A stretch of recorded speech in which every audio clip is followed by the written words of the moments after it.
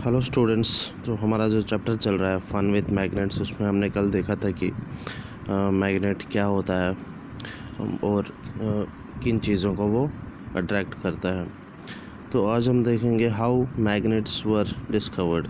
Magnets कैसे discover हुए, magnet का इजाद कैसे हुआ, तो वो देखेंगे हम आज।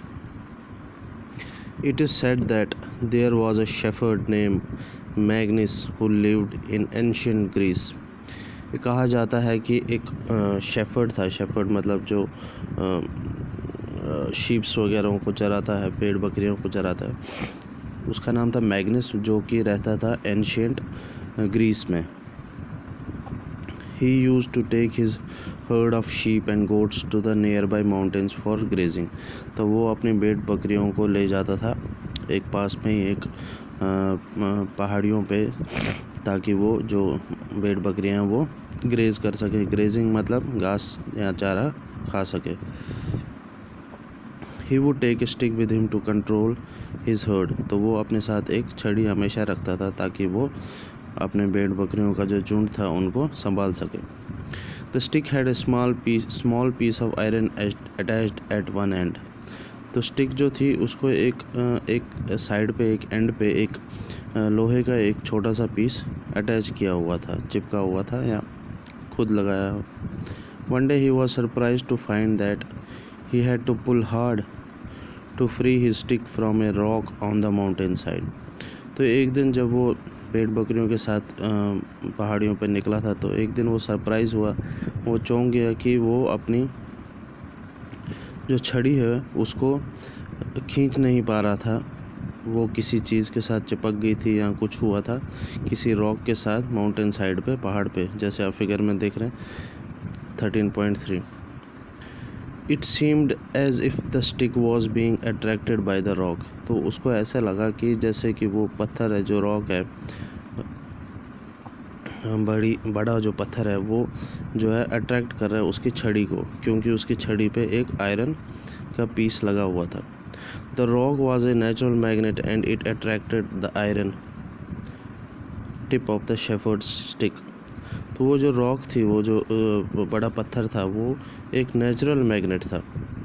And it attracted the iron tip of shepherd stick. तो वो जो शेफर्ड की स्टिक पे जो आयरन का पीस था वो उसको अट्रैक्ट कर रहा था।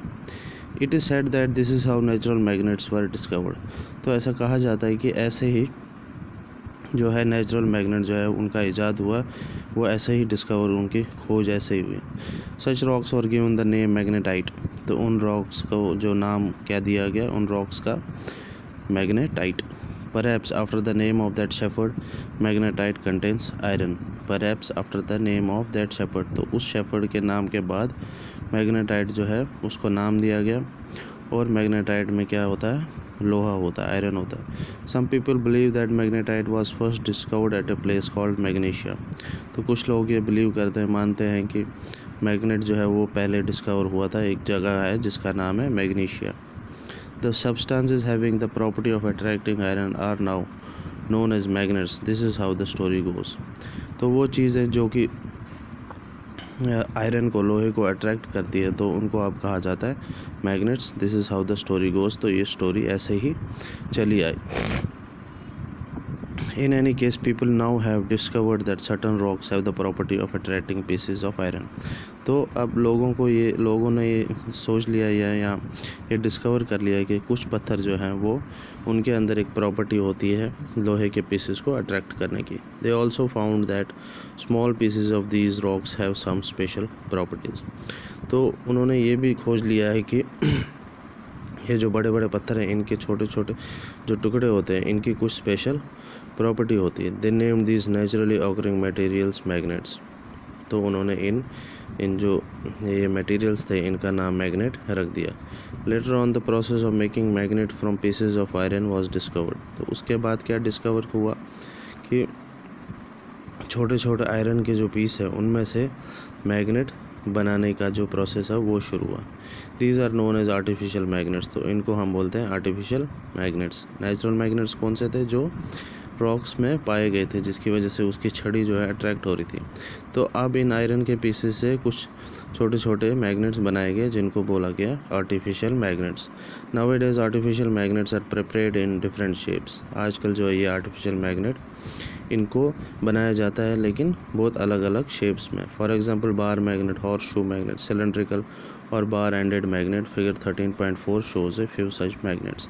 फिगर 13.4 देखो, मैग्नेट्स ऑफ डिफरेंट शेप्स। इसमें क्या दिखा है कि जो आर्टिफिशियल मैग्नेट बनाए गए हैं उनकी आप उनको कोई भी शेप दे सकते हो। जैसे कि यहाँ पे कुछ शेप्स हैं। बार मैग्नेट है जो सबसे पहला है, जो रेक्टेंगल शेप में है, उसको बार मैग्नेट बोलते हैं। हॉर्स शू मैग्नेट बोलते हैं जो यू शेप्ड में है, उसको हॉर्स शू मैग्नेट बोलते हैं। सिलेंड्रिकल जो खड़ा हुआ एक पीस है, उसको सिलेंड्रिकल। और बार एंडेड मैग्नेट जो एक डंबल की तरह आपको दिख रहा है, उसको बोलते हैं bar ended magnet. Activity 1, take a plastic और ए पेपर कप। एक प्लास्टिक या एक पेपर कप लो आप। Fix it on a stand with the help of clamp. जैसे फिगर 13.5 में दिख रहा है आपको। तो इसको ऐसे ही आप फिक्स करो इस कप को एक स्टैंड के साथ। Place a magnet inside the cup and cover it with A paper so that magnet is not visible. तो उस कप के अंदर एक छोटा सा मैग्नेट डाल दो और उसको कवर करो ताकि मैग्नेट उसके अंदर ना दिखे। Attach a thread to a clip made of iron. तो एक क्लिप जो है वो लोहे की हो, उसके साथ आपको एक धागा अटैच करना है। Fix the other end of the thread at the base of the stand. तो जो धागे का दूसरा हिस्सा है उसको स्टैंड के बेस के साथ आप टाई कर दो या बांध दो। Mind you the trick involve here is to keep the length of the thread sufficiently short. तो जो धागे की लेंथ जो है वो हमें छोटी रखनी है। Bring the clip near the base of the cup. तो उस क्लिप को आप कप के बेस के पास लेके जाओ। The clip is raised in air without support like a kite. तो वो क्लिप जो है वो हवा में झूलती रहेगी बिना किसी सपोर्ट के, जैसे कि एक पतंग हवा में उड़ती है। तो ऐसा कैसे हो गया कि क्लिप जो है वो लोहे की है और कप के अंदर क्या है, मैग्नेट है, जिसकी वजह से वो उस लोहे के पीस को, लोहे के क्लिप को अट्रैक्ट कर रहा है। तो ये मैग्नेट की पावर होती है लोहे को, आयरन को अट्रैक्ट करना। तो आज के लिए इतना। इसके बाद 13.1 magnetic and non magnetic materials हम देखेंगे नेक्स्ट क्लास में। Thank you.